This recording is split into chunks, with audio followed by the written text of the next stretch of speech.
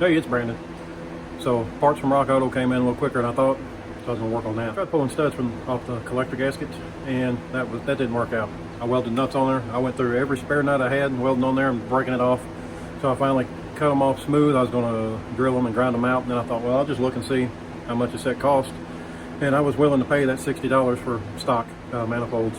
Buddy here in town seen I was looking for a set on Facebook, and he hollered at me and said, hey, just come and get them. So thanks, Todd. I appreciate that a lot. These are the ones I picked up in town. So these come out of a 2001 Suburban. Cleaned them up a little bit. All the threads are good. But on this one, it had the EGR port on it. And I tried to unbolt that. I was gonna make a plate, inflate it, and they broke off. So I just welded a washer on it, welded the washer up. Hopefully they don't leak. To kind of explain what I'm doing, mainly because I was asked to kind of explain a little better. So how you go about putting these in. Driver's side, I slid the manifold up from underneath, so it's just hanging there. The gasket actually has these little loops or hooks on the end. So what you do, you put your bolts in each end of your manifold, and you just kind of get them threaded on there, and then you can drop the gasket down behind the manifold. After you do that, then you start tightening up in the center and working your way out on the manifold. It's kind of tight in here, so it's going to be hard to see.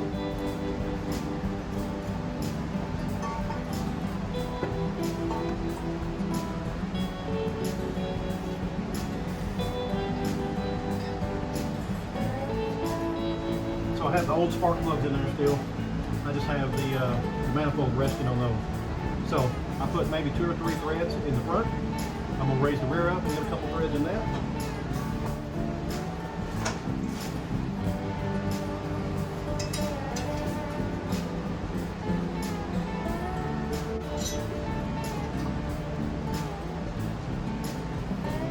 So you see me put one not at the very end. I just put that there so it'll hold it up and I don't have to try to fight it while I put one in the back. So the one in the back, it is, I don't know if you can see it or not, it's way back there, but you'll notice when I put this one in, I'll get it, just a couple threads in it, and then I'll back the one I just put in out.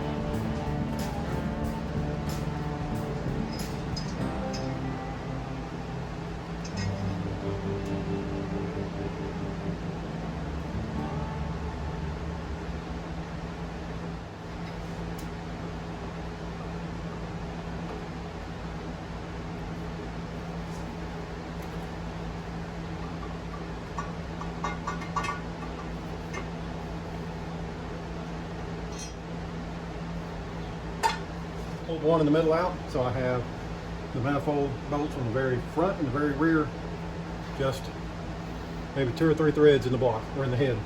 So then take this manifold gasket, and I'll do it through the wheel well so you can see it a little better.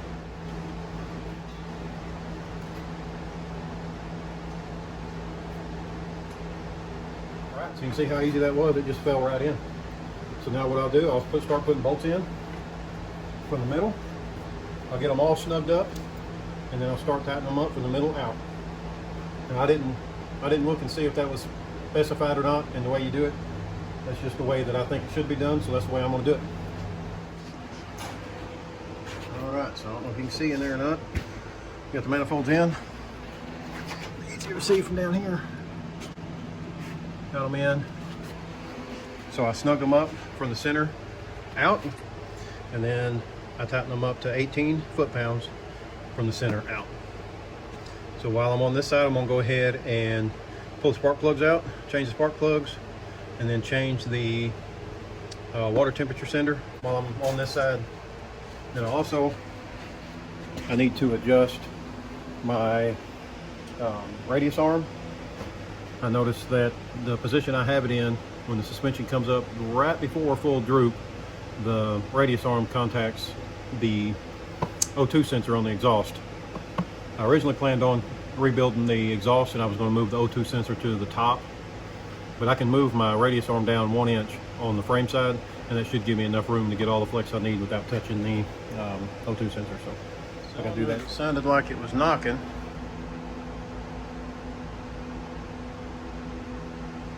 It's very black. It smells like old fuel.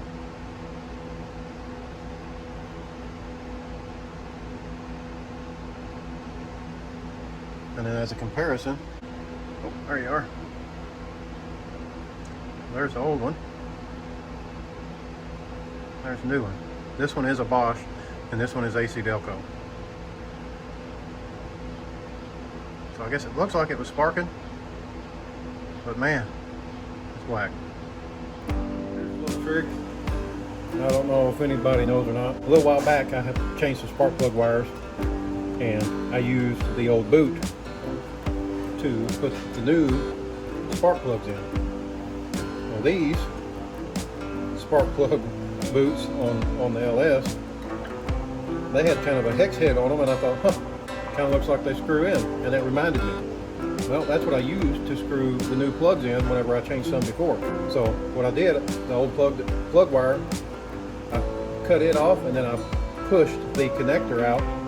So then you can take, say, this is not a new plug, but if this was a new plug, you can take and shove it in as far as you can, and then it gives you an extension to reach in there, and you can thread the spark plug in the hole, and then when you get it somewhat tight, you can pull the boot off.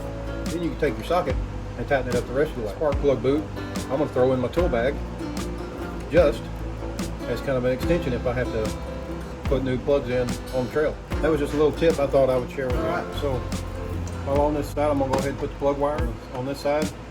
The NGK wires are kind of weird. They have numbers on the wires.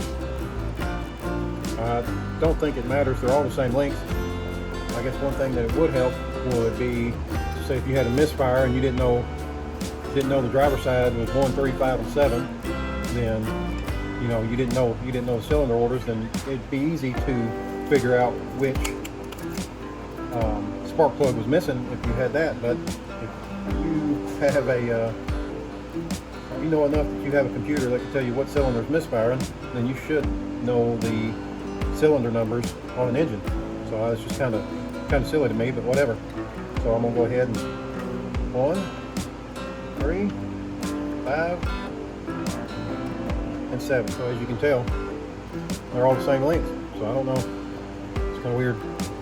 Alright, well, I'll cut this and I'll put a little dab of dielectric grease in each one of these boots, and then I guess I'll move on to the passenger side.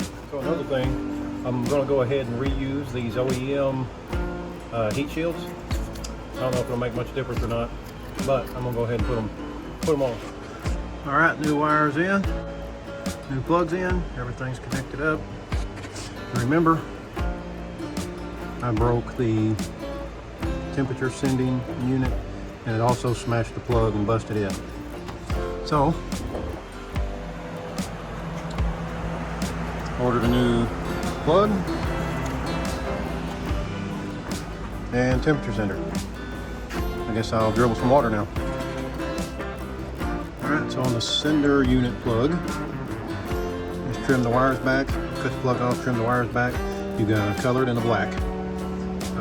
Your colors may vary, but you should always have a colored and a black. And then this one comes with a white and a black. So I'll connect the black to the black and the yellow to the white. The connectors they send almost look like solder ones. And it would probably be better to solder it, but these are just crimp ones. Cut your wire at the length it needs to be, crimp it on there, and then you slide the heat shrink over it and heat it up, and it'll shrink to it.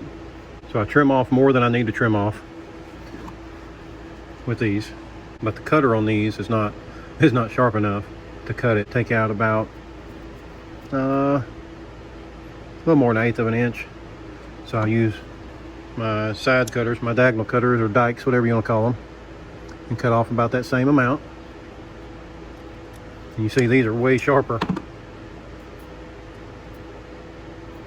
So then it should bottom out just right at the plastic. I'll probably use this one here. Looks like 18 to 22 gauge is what what the crimp says.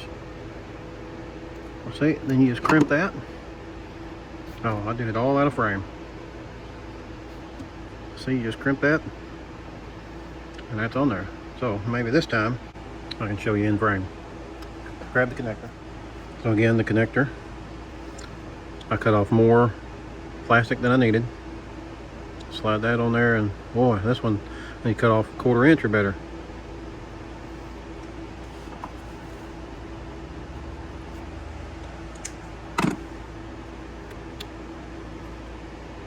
All right, and then that bottoms out just as it hits the plastic.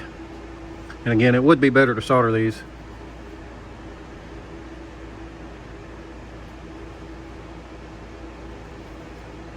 All right, I'm in frame, and I just crimp it in. And these are real good connectors.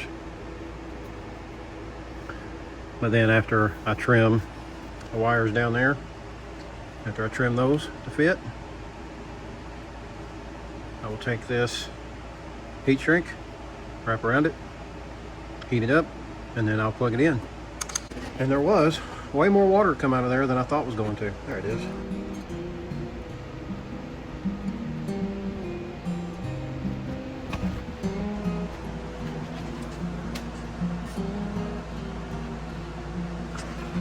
So if you do it, be sure to have your new sender handy whenever you take the old one out, because it was still flowing whenever I stuck the new one in it. I don't know how much it would drain, but that was enough. All right, I have those crimped, and then I'll slide these heat shrinks over. That and that. And I'll break out my little butane torch and heat them up. All right, it lit. Now, let's see if you can see this. See how it shrinks up around it really tight? Try not to burn it.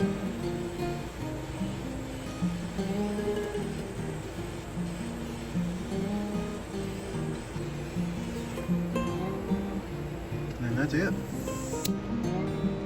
I will go ahead and wrap it almost all the way to the end over here with electrical tape, just to make it look a little cleaner. And all I gotta do is plug it in. Okie doke. Plug wires in, new plugs in, manifolds are on. The new temperature sender's in, the new wire. I was gonna fire it up, back it out so I could clean the floor so I didn't get all dirty laying on my back, sliding the radius arms back, but batteries are dead. So it's like I'm gonna lay on my back and get dirty.